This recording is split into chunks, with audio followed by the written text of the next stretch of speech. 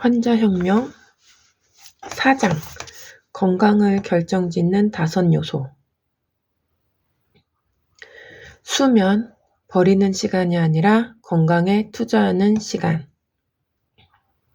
이 책에서 단 하나의 챕터만 읽어야 한다면 나는 주저하지 않고 이 챕터를 꼽을 것이다. 불행하게도 현대인들이 가장 간과하는 것 중 하나가 수면이고 따라서 가장 부족한 것이기도 하다.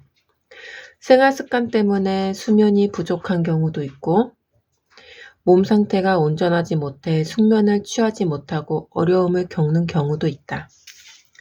단순히 잠자는 시간만을 의미하는 것이 아니라 수면의 질도 중요하다. 스트레스, 근심, 우울증 모두 만성적인 불면증 중 하나다. 이들은 수면 부족의 증상이기도 하지만 원인이기도 하다. 면역력에도 영향을 끼치기 때문에 암 환자에게도 중요하다. 핸드폰으로 치면 밤에 충분히 충전해야 아침에 쌩쌩한 것과 마찬가지다. 건강한 수면을 결정짓는 것은 다음 3가지다.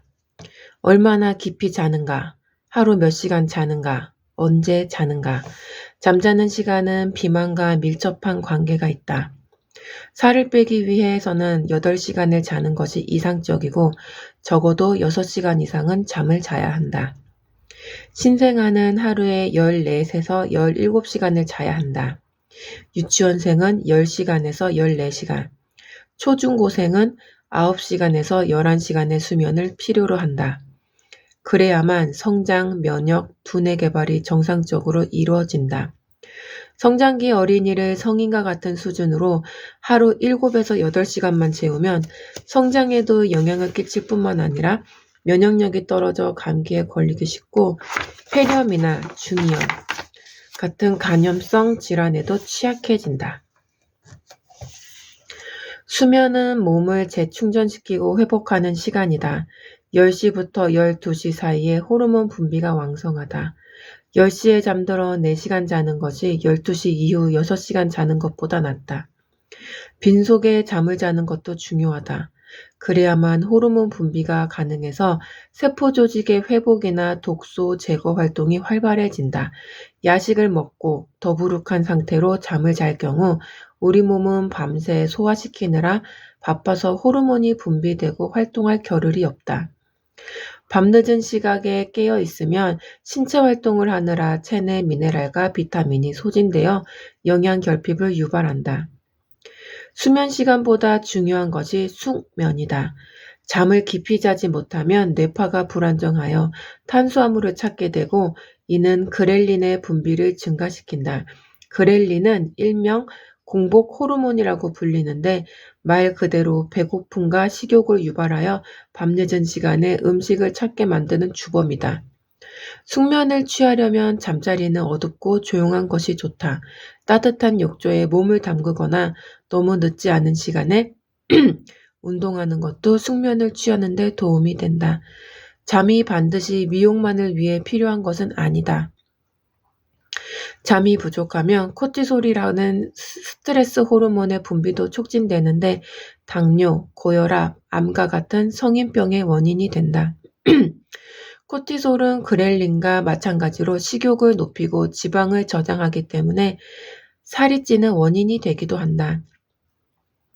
밤늦은 시간까지 술을 마시고 수면 부족 상태로 다음날 일찍 출근하는 생활이 지속될 경우 아랫배가 나오고 조기에 당뇨나 콜레스테롤 같은 성인병이 생길 수밖에 없다.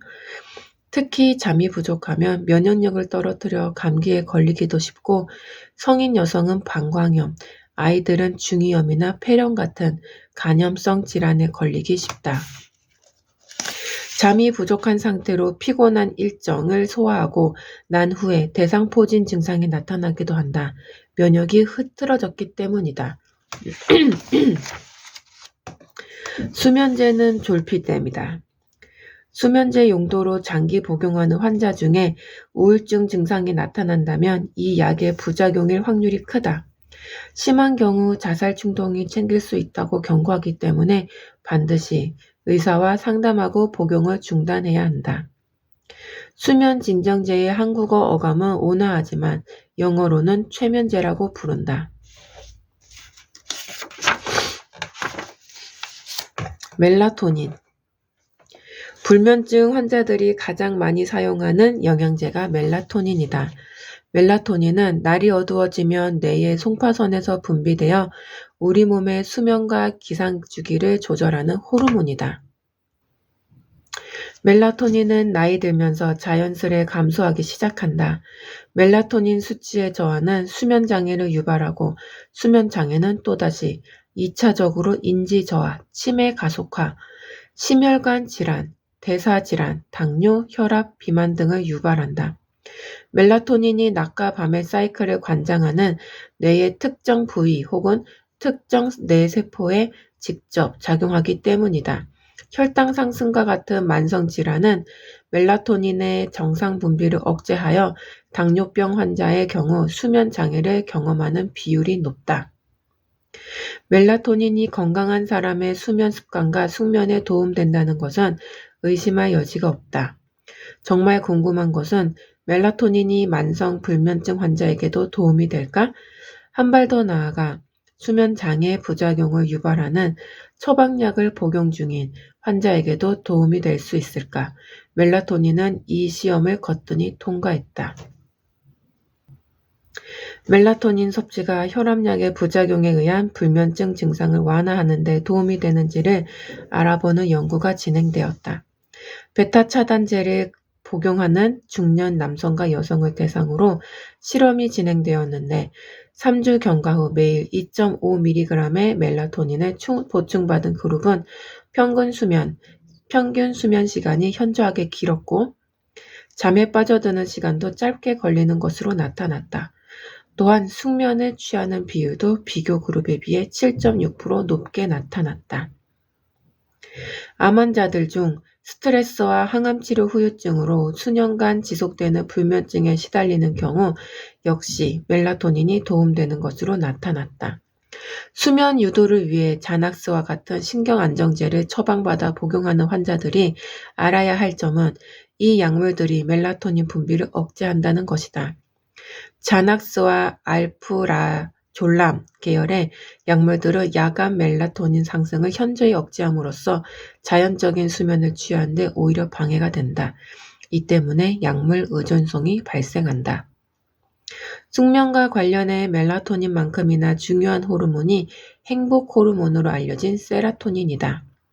세로토닌을 생성하기 위해선 아미노산의 하나인 트립토판을 필요로 한다.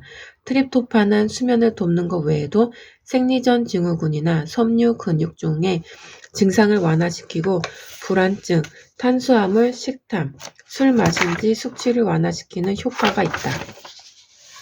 중요한 것은 트립토판이 자기 할 일을 제대로 하기 위해선 비타민 B6가 필요하다. 그리고 비타민 B6를 체내에서 사용 가능한 형태로 바꾸기 위해선 아연이 필요하다. 따라서 비타민 B6나 아연의 결핍이 불면증을 초래할 수 있다는 점을 기억해야 한다. 이런 경우 비타민 B6와 아연을 보충해 주는 것만으로 간단히 수면 개선 효과를 볼 수 있다. 종합 비타민이나 비타민 B 복합체를 먹고부터 잠을 잘 잔다는 사람들이 이 경우에 해당한다. 세로토닌은 뇌에서 사용되지만 만들어지는 것은 소장과 대장이다. 세로토닌의 95%가 이곳에서 만들어진다. 그러므로 장이 건강하지 않으면 행복하기도 잠을 잘 자기도 어려울 수밖에 없다. 그 밖에 카모마일 차도 도움이 되고 사리염의 족욕이나 목욕을 하는 것도 숙면을 취하는 데 도움이 된다. 또 수면에 도움을 주는 약초들로는 길초근, 아슈와간다, 시계초 등이 있다. 잠은 어둠 속에서만 자야 한다. 잠자는 동안 낮은 조명에 노출되는 것만으로도 낮은 시간 동안의 뇌 기능과 컨디션이 영향을 받는다.